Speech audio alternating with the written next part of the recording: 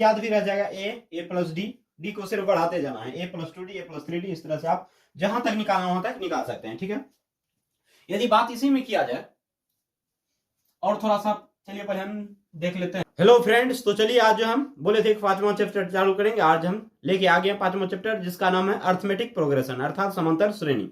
तो चलिए इसको हम अच्छा से समझेंगे, समांतर श्रेणी होता क्या है, बेसिक आज जो थ्योरी समझेंगे, उसके बाद हम क्वेश्चन का बात करेंगे। चलिए जैसे पहले लिख दिए हैं अर्थमेटिक प्रोग्रेशन समांतर श्रेणी। यदि पूछा जाए समांतर श्रेणी किसे कहते हैं, देखिए समांतर श्रेणी किसे कहते हैं, वैसा अनुक्रम जो एक निश्चित नियम के तहत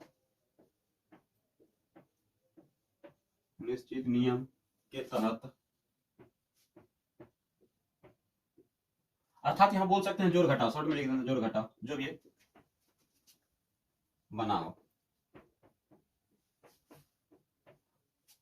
हम शॉर्ट में समझाते हैं और अच्छा से याद भी रहे, वैसा अनुक्रम जो एक निश्चित नियम के तहत, अर्थात जोड़ घटाव जो भी उसमें नियम तहत हो, निश्चित नियम होना चाहिए, टोटल भी जो भी दिया उसको क्या हम क्या बोलेंगे समांतर श्रेणी। जैसे यदि बात किया जाए, जैसे देखिए, जैसे यदि बात हम करते हैं, मान लेते हैं 2 4 6 8 10, यहां जब ऐसे कर दिया जाए तो ये आपको पता चल जाएगा यह निश्चित नियम के तहत है। कैसे, यदि देखिए यहां से इसमें अंतर कितना है, 2 का, 2 में 2 जोड़ेंगे कितना होगा 4, 4 में यदि 2 जोड़ा जाए कितना हो जाएगा 6, 6 में 2 जोड़ेंगे कितना होगा 8, 8 में 2 जोड़ेंगे कितना होगा 10 होगा। इस प्रकार से आपको पता चल रहा है सब में 2 2 जोड़ता है, इस तरह से कोई भी निकाल सकता है, क्या हुआ निश्चित नियम के तहत है। ठीक है, इस प्रकार से जब भी श्रेणी को दिया हो तो इसको क्या बोलेंगे समांतर श्रेणी। यदि बात किया जाए, मान लीजिए ऐसा है 12 है आपका, हो गया यहाँ 9 हो गया, यहाँ हो गया 6 हो गया आपका, हो गया यहाँ 3 हो गया। ठीक है, उसके बाद मान लीजिए 0 हो गया, -3 हो गया, इस तरह से भी आपको पता चल जाएगा। देखिए ये अभी क्या है, आपका 12 था, 12 से 9 हो गया, अर्थात क्या हो गया 3 कम हो गया, 3 क्या हो गया कम हो गया। इसमें फिर देखिए इसमें भी 3 कम हो गया, इसमें भी 3 क्या हो गया कम हो गया।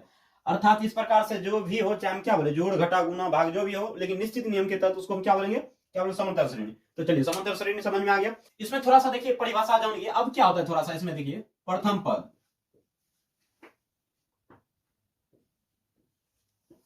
पद को हम ए से डिनोट करते हैं, क्या करेंगे ए से। और देखिए सार्वंतर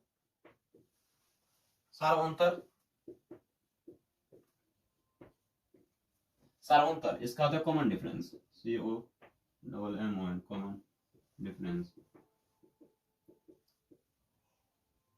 डिफरेंस। इसको हम क्या से, शॉर्ट में हम डी से डिनोट करेंगे, क्या करेंगे शॉर्ट में डी से डिनोट करेंगे। प्रथम पद को ए से डिनोट करेंगे, सार्वंतर को हम कॉमन डिफरेंस बोलते हैं, डी से डिनोट करेंगे। उसके बाद थोड़ा सा देख लीजिए, जब भी आपको बोले क्या एनवां पद, क्या बोले एनवां पद, जिसको हम TN बोलेंगे, क्या बोलेंगे TN या AN बोलेंगे। ठीक है, उसके बाद देखिए और क्या समझना है,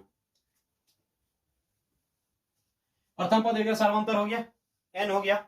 चलिए उसके बाद यदि बात किया जाए, अब चलते हैं थोड़ा सा हम, चलिए AP बराबर यहां से पूछा जाए, क्या AP बराबर, अर्थात बोल दे यहां समांतर श्रेणी, जहां बोल दे आपको कोई निकालने के लिए समांतर श्रेणी सूत्र क्या होता है,